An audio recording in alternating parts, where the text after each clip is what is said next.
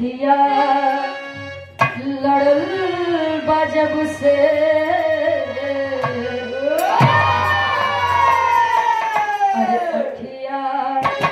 लड़ल बजब से दिल में करार नहीं थे अखिया लड़ल बजब से दिल में करार नहीं थे अखिया लड़ल बजब से दिल में करार नहीं थे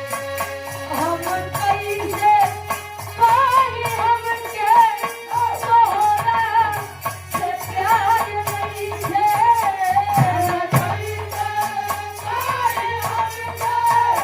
तोहरा से प्यार नहीं थे हम कैसे पाई हमके तोहरा से प्यार नहीं थे हम कैसे पाई हमके तोहरा से प्यार नहीं थे अखिया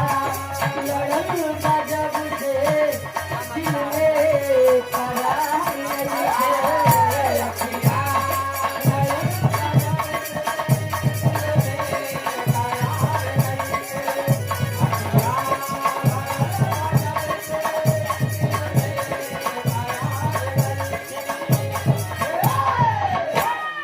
और इस बात को समझते हुए आप गार्जियन जी महाजन पटेल जी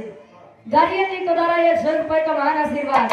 आशीर्वाद के चाह रहे कि हम बच्चे अपनी कला में कामयाब रहे लेकिन आज की शिक्षा हमें तो नहीं कहते थे कि शिक्षा खराब है शिक्षा से ये सब संभव है लेकिन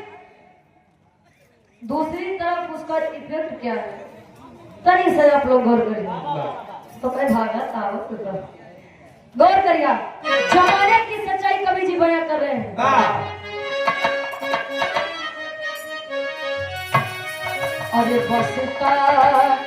के बोझ गढ़ुअर बसता के बोझ गढ़ुअर बचपन दबा गइल बा